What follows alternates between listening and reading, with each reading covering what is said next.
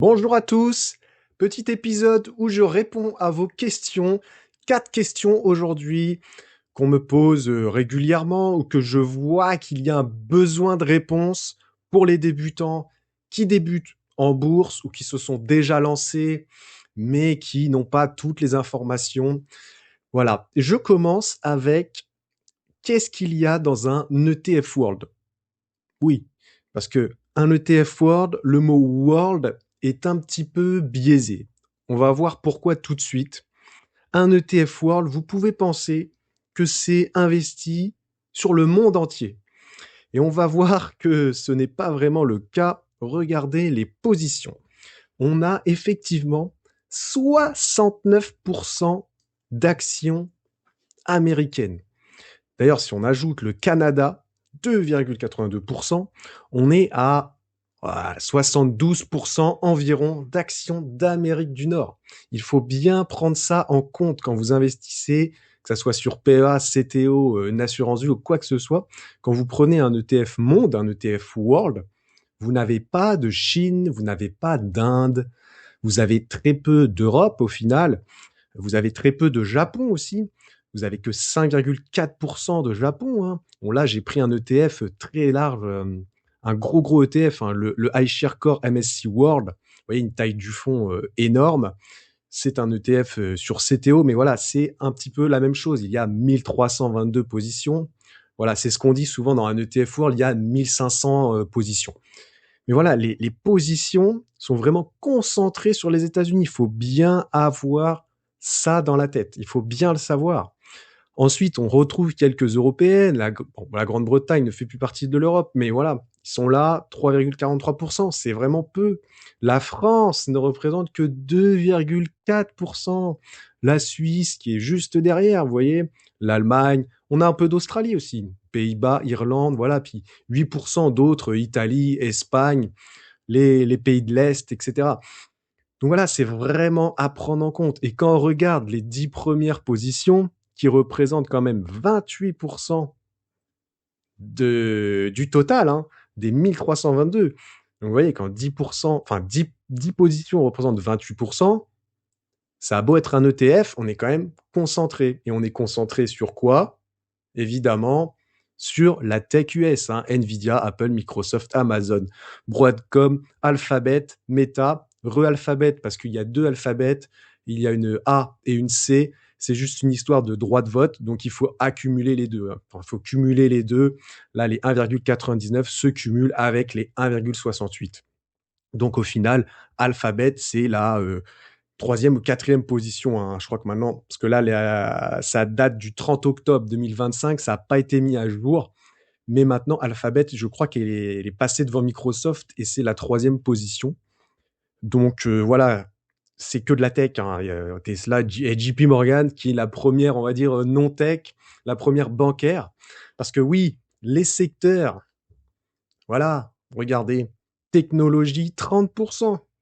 Donc, un MSC World, hein. Donc en SP500, on a encore plus de tech et un Nasdaq, bon bah là c'est quasiment que de la tech. Et voilà, un MSCI World, vous êtes quand même investi à 30% sur la tech. Et dans ces 30%, il doit y avoir 25% d'États-Unis. Ensuite, c'est les services financiers, presque 14%. Et derrière, on a l'industrie, les biens de conso cycliques pour 10% chacune. Et vient la santé, télécommunications, voilà, biens de consommation non cycliques.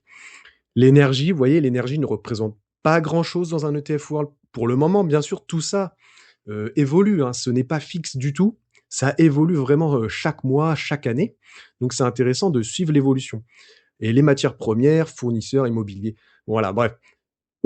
Il faut bien savoir que vous êtes exposé beaucoup à la tech US, même avec un MSCI World.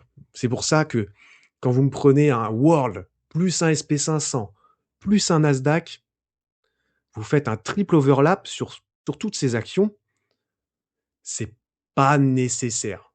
Donc voilà, il faut le savoir. Et je voulais aussi vous montrer l'emerging market, qui lui, là, par contre, a bien de la Chine. Bon, bien sûr, l'emerging market, c'est les marchés émergents.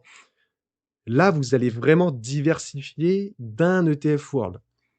c'est de la Chine, 27%, presque 27%, Taïwan, 20%, de l'Inde, 13%, Corée du Sud. Vous voyez, c'est vraiment l'Asie quand même qui est mis en avant dans l'emerging market. Là, on ressemble plus à un ETF Asia, mais on a quand même le Brésil qui arrive en 5e position, 4%, l'Arabie Saoudite, l'Afrique du Sud, le Mexique, voilà, qui ne sont pas en Asie.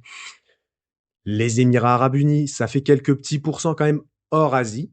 Donc l'emerging market est plutôt intéressante. Cette année, là, il a fait une bonne performance cette année. Là, on est sur un an même, plus 16%. Mais oui, ouais, non, cette année, il a fait une performance plutôt correcte par rapport aux années précédentes. Et voilà, les actions qu'on retrouve dedans, Taïwan, Semiconductor, TSMC, hein, pour près de 12%. Et là, les 10 premières positions représentent 31%. C'est énorme. Tencent, bien sûr, hein, voilà, l'action chinoise, Alibaba, Samsung, SK Hynix, c'est une entreprise coréenne dans la tech. HDFC Bank, c'est une entreprise indienne bancaire. Hein. Et voilà, là, on tombe tout de suite à des petits pourcentages. Hein. On-Eye, une entreprise taïwanaise aussi dans l'industrie. Reliance, l'entreprise pétrolière indienne. Xiaomi, voilà, les téléphones, on connaît. Et une entreprise bancaire, une banque de Chine. Voilà. China Construction Bank, je ne connais pas, mais voilà, on tombe déjà sur la 9e position est déjà en dessous les 1%, vous voyez. Donc en fait, vous avez vraiment, là pareil, une exposition assez forte, Chine, Taïwan, Inde, Corée du Sud. Si on accumule tout ça, là on est à plus de 70%. Hein, 46, 59, 60, voilà, on est à 73, 74%, rien qu'avec les 4 premiers pays. Donc voilà, on est presque un ETF Asie, quoi. Et les secteurs, alors là, on va retrouver beaucoup d'exemples. Là, c'est le World, technologie, services financiers, industrie. Et pour le emerging market, technologie, 27%, services financiers, presque 21%. L'industrie est un peu plus derrière, mais on a les biens de conso cycliques, 11,8%. Donc voilà, c'est un petit peu les mêmes secteurs, mais des pays différents. En mettant un world et un emerging market, là, vous diversifiez vraiment et vous avez le monde entier. Voilà, presque à 100%, hein, voilà. Hein. Donc après, faites vos recherches. Si vous voulez prendre ces 2 ETF, ils sont éligibles en PEA, hein, vous pouvez les avoir dans un PEA. Faites vos propres recherches, hein, ce n'est pas un conseil d'investissement, mais c'était bien pour clarifier le fait que le world est un mot trompeur et que vous n'êtes pas investi sur le monde entier avec le world, ce qui est un peu voilà dommage. Sinon, vous avez un ETF ACWI, je peux vous montrer ACWI, hop, l'ETF ACWI, ACWI, qui lui est disponible que sur CTO, et par contre, celui-ci, il a cumulé en fait le world plus l'emerging market. Donc, on a un petit peu moins d'États-Unis. On est voilà beaucoup plus diversifié, mais voilà, il n'est pas non plus équipondéré. Donc là, vous avez que 3% de Chine, par exemple. Vous avez que 2% de Taïwan. Donc, si vous voulez faire votre propre pondération, autant prendre un world plus un emerging market. Là, dans le ACWI, au final, l'emerging market, je sais pas, il doit représenter 10-15% au global. Hein. L'Inde, on n'a que 1,49%. Corée du Sud, pareil, c'est assez faible. Voilà pour le premier point que je voulais vous parler et vous répondre. C'est sur la composition de ces 2 ETF. Bien sûr, vous pouvez retrouver d'autres compositions. Par exemple, sur zone bourse, vous allez sur bourse, indice. Là, vous avez des indices. Donc là, j'ai été sur le SP500. Et là, vous avez toutes les actions du SP500. Vous pouvez aller voir. Vous pouvez les classer par capitalisation, variation sur 5 jours, variation sur l'année. Alors, je ne sais pas si c'est disponible avec la version gratuite. Bon, voilà. Sinon, vous irez voir. Vous me direz si c'est dispo avec la version gratuite. Sinon, il y a un petit abonnement à partir de 20 € par mois. Donc là, on voit, par exemple, par la variation annuelle, que c'est Micron Technology qui a été la meilleure action du SP500 cette année, suivi de Seagate, les disques durs, voilà, Western Digital aussi. Puis on a Warner Bros qui est là, Palantir. Donc voilà, on peut aller voir la composition des ETF, même si on investit sur des ETF en mode passif et qu'on se dit, je fais mon DCA et tranquille, Mais c'est quand même intéressant de savoir dans quoi on investit, quelles sont les entreprises et du coup les actions dans lesquelles on met de l'argent. Enfin, moi perso, j'aime bien savoir dans quoi je mets de l'argent, même si c'est des ETF larges. Large, ça veut dire qu'il y a beaucoup d'entreprises dans l'ETF. Deuxième point que je voulais vous répondre, et les questions que j'ai eues de débutants, là c'est vraiment débutant, je pense que si vous avez jamais investi en bourse, ça va pas vous parler, mais c'est quelque chose à savoir, parce que c'est un passage obligatoire quand vous investissez, c'est qu'est-ce qu'un ordre limite, un ordre marché. Ce sont les deux ordres de passage d'achat lorsque vous allez vouloir acheter votre première action. Un ordre marché, c'est le plus simple. Voilà, je prends par exemple sur Boursorama, vous voulez acheter du Total Energy. Elle est à 55,61 €. Vous faites acheter, vous allez avoir une page qui s'ouvre et vous allez devoir mettre la quantité que vous voulez. Je veux en prendre 10, donc vous mettez 10 dans quantité. Et l'ordre marché, c'est simple. Si c'est celui-là qui est sélectionné, vous avez juste à valider et ça achète au prix actuel. Facile. Alors bien sûr, il faut que la bourse soit ouverte. Si vous achetez hors horaire boursier, donc pour le CAC 40, là c'est 9h, 17h30. Si vous achetez hors horaire, ça passera que le lendemain. Enfin, votre ordre passera que le lendemain à l'ouverture. Donc ce n'est pas sûr que vous achetez au prix qu'il y a noté. Par contre, si vous achetez pendant les horaires d'ouverture, vous allez acheter au prix en cours. Alors ça sera peut-être pas le prix exact que vous voyez là, 55,61 €. Ça va dépendre du carnet d'ordre. Voilà, ça peut être un peu plus, un peu moins. Ça dépend le temps que l'ordre arrive, s'il y en a qui ont acheté avant vous ou quoi. Parfois, il y a un petit spread aussi. Le spread, c'est la différence entre le prix qui est de vente et le prix d'achat du premier vendeur, du premier acheteur. Ça, c'est l'ordre le plus simple. Vous voulez pas vous faire chier. Ordre marché. Le deuxième ordre, c'est l'ordre limite. Donc l'ordre limité, limite, c'est pareil. C'est un ordre que j'utilise assez souvent. Là, c'est vous qui fixez le prix que vous voulez acheter. Donc c'est pareil, vous faites acheter, vous allez sélectionner ordre limite et vous voulez du Total Energy à 54 €. Donc vous allez mettre pareil, votre quantité, 10, donc pour 10 actions, et vous voulez l'acheter à 54 €. Vous mettez 54 dans le prix qui a marqué prix limite, 54 €. Là, vous allez voir que ça va vous mettre que 10 fois 54, 540 €. Ça va vous coûter 540 € et vous allez bien acheter à 54 €. Mais il faut que l'action baisse à 54 €. Et un autre point donc important, c'est qu'il faut mettre une date de validité. Parce que là, si on le fait par exemple à 14h, la bourse ferme à 17h30, la date qui va être mise, ça va être aujourd'hui à 17h30. Si Total Energy n'a pas baissé à 54 €, l'ordre est annulé. Donc vous n'avez pas de frais. J'ai déjà eu ce genre de question. Est-ce que on paye des frais si on annule un ordre ou quoi? Non, non, non, bien sûr que non. Vous payez les frais de courtage uniquement si l'ordre est passé. Encore heureux. Donc vous pouvez mettre un ordre à 54 €, un ordre limite, et une date plus lointaine. Par exemple, vous mettez la semaine prochaine. Et là, votre ordre à 54 € restera jusqu'à la semaine prochaine, à la date que vous avez mise, en espérant que Total Energy baisse à 54 € pour que vous puissiez acheter, que l'ordre soit exécuté. Voilà pour les deux types d'ordres que vous allez utiliser, que ce soit sur PEA ou CTO. C'est un point que j'ai eu avec pas mal de débutants. Hein. Les premiers achats, on se dit waouh, c'est quoi ça, ordre? Il y en a d'autres aussi des ordres, mais là je vous parle seulement des deux que vous allez utiliser principalement, l'ordre au marché, l'ordre limite. Vous pouvez aller voir sur Google les autres types d'ordres, mais vous allez moins vous en servir. Troisième point que je voulais vous parler, c'est des débats qu'il y a assez souvent, et c'est surtout une question qu'un débutant se pose. C'est obligatoire. Le DCA et le lump sum.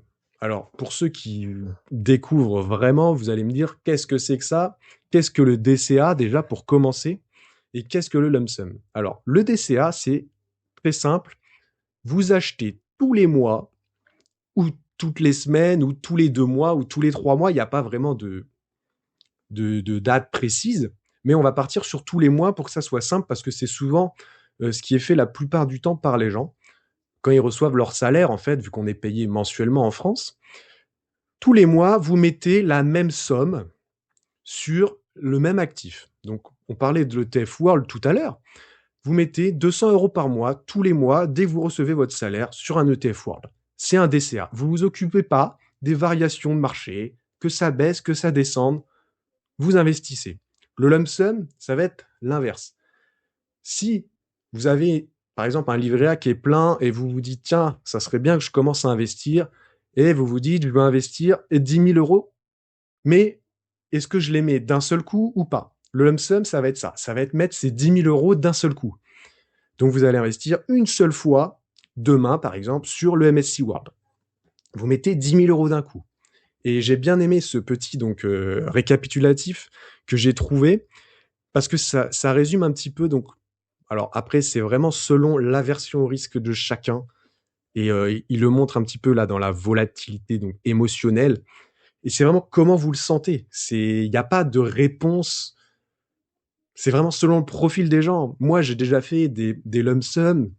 Je fais aussi du DCA. Mais voilà, quand on débute, on ne sait pas si on a 10 000 euros à mettre. Est-ce que je les mets sur un an? Est-ce que je les mets sur 2 ans? Est-ce que je les mets d'un seul coup? Donc voilà, le DCA, vous avez un risque de timing très faible parce que vous allez investir sur la durée. Donc vous pouvez commencer par un lump sum et ensuite faire du DCA avec le revenu de votre salaire, l'épargne que vous avez à investir. Vous pouvez faire les deux stratégies. Donc le risque de timing, bien sûr, sur un DCA, il est faible parce que vous allez investir dans les baisses et dans les hausses. Le lump sum, lui, c'est sûr que si vous investissez et que un mois après, il y a un crack boursier comme tout le monde annonce tous les jours, il y a bien un moment où il y aura une grosse baisse. Par exemple, il y en a une au mois d'avril 2025. Celui qui avait investi en lump sum en mars, il a été un petit peu dégoûté en avril parce qu'il se dit j'aurais attendu un mois, j'aurais eu des meilleurs prix. Mais au final, en cette fin d'année, il est quand même en positif par rapport à mars. Donc, c'est pour ça que le lump sum, statistiquement, il est plus dur émotionnellement à gérer s'il y a une baisse derrière. Si ça monte tout de suite, tant mieux.